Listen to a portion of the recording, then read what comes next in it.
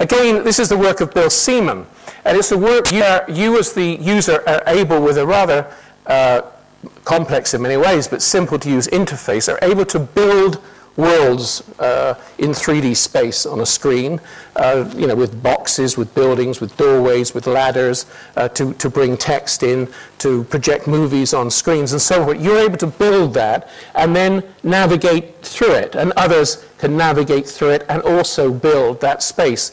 And this seems to me to be an excellent model of mind-to-mind interpenetration. Of a way of reaching the other mind and moving through it in some sense.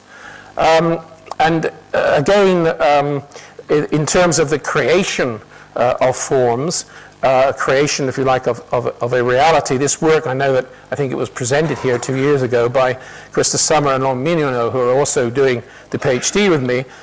They have used algorithms there where the user, there's a big bowl of actual water, as you can see, can draw a few lines on a pad. This instantly gets translated into a form appropriate to the drawing, which has a life of a minute. There's some law governing the lives of these things. They float around, they move around. If they interact in a certain way, they mate, and the genetic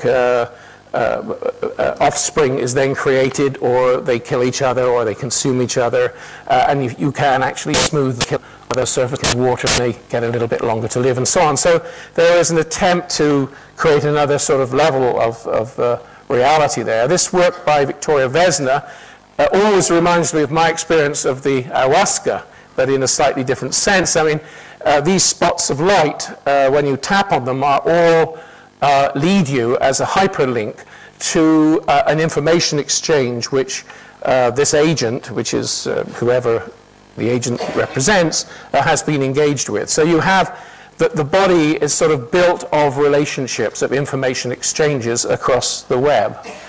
I'm going to move on a little bit. We are interested as artists in what's going to happen as the interface moves into the brain, largely because if it would be the case that artificial neural networks will join with our own biological neural networks into a more or less seamless cognitive whole, the mind then will be free in a rather interesting way to seek substrates beyond the human brain. What I'm getting at is that we are probably dissatisfied, many of us, with the body, with its limitations, and we see the next stage for us is to redesign it, to rethink it. We have a conference that's been referred to already, and it's all the abstracts are on the web at KaiaStar.net, of Consciousness Reframe, which is interesting in that it does bring, as with this conference, artists and scientists together who are interested in consciousness and technology. Now, I was surprised when I first put it out, which was about 5 years ago. I thought we might get 20 or 25 people that would come, perhaps from Europe, not too far, to discuss this. In fact, we had, I think, 160, 170 proposals for papers. We took 100 of them, and all these people came to speak at this conference across a very wide field of interests. And it did confirm to us that consciousness really is at the top of the agenda for many artists now. Now, I want to talk about 3 VRs. The first one, very well known to you, virtual reality, which of course uses interactive digital technology, and it's telematic and immersive, as I've described. Then the second VR is hugely well known to everyone. It's the validated reality, which we're provided with at school, which classical science has rammed down our throats for, 300 years. It's a reactive mechanical technology which is involved in sustaining it. It's prosaic. I suppose you would call it Newtonian. But there's a third VR, vegetal reality, that I see coming together to sort of triangulate the possibilities for art. And that is psychoactive plant technology, which is why, of course, I was particularly delighted and happy to be able to chair the session with Dr. Luna. And that is entheogenic and spiritual. I'm not going to shy away from that word. Entheogenic means reaching for, I suppose, reaching for the God inside, reaching for the sacred, but then you might say reaching for knowledge inside, reaching for those deeper databases. which the validated reality in one way or another has prevented us from reaching. So those three VRs, I think, are the VRs, so to speak, which will come together in this scenario that I'm predicting for the future. The double consciousness we were talking about in the earlier session, of course, is accompanied by a double a double vision in a certain sense, where now with augmented reality technology, a surgeon, and it's principally surgeons are using it, we're able to see, as a visualization, of course, of the dynamics inside the body, a visualization in one eye as the other eye sees the surface of a patient. So that sort of double vision, I think, is becoming more a part of our everyday experience. I mean, now, I think we all look at a tree or a plant or whatsoever, rather in the way that the old Zen masters used to say, to understand a tree, to see a tree, you must become a tree. And I think we're just beginning in our normal everyday experience to see, we see growth, we see process as much as we see object. I think that is beginning to be a way in which our perception is changing, and certainly the technology of augmented reality is serving that. Terence McKenna's words, I think, were very appropriate.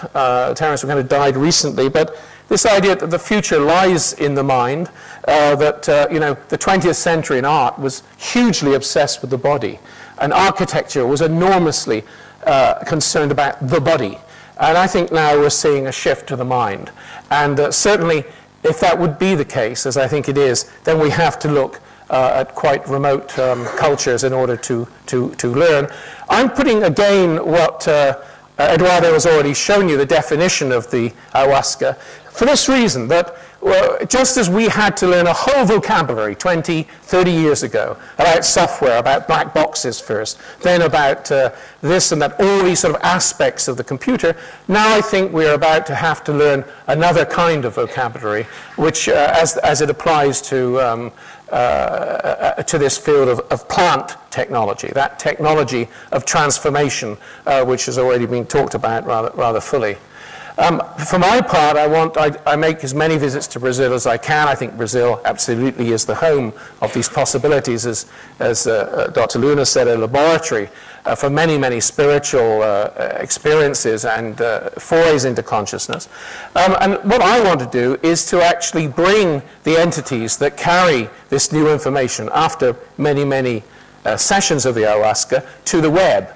And how can that be done? It can be done because of this curious feature of the ayahuasca, which is that you can be in two states more or less at the same time. You could move from a power book into that space and back again. And I see no reason why that power book then shouldn't be linked to the web, and that there shouldn't be some kind of communication that could take place across the web and across the psychic space. Certainly, for my part, I visited with the Kuru Indians in the Mato Grosso. I stayed with them for 10 days a few years ago. And the shamans there readily, we could talk about what it was to navigate psychic space, what it was to navigate telematic space, without, and I'm not in any way disrespectful of the immensity of knowledge that their navigations might produce. Please don't misunderstand me. But I think to find commonalities is important, because if we go down the road of just sheer technological development, we're going to go into a blank wall. That is not a useful way to go forward. And I think it's only by extending the human aspects of the technology we might learn something.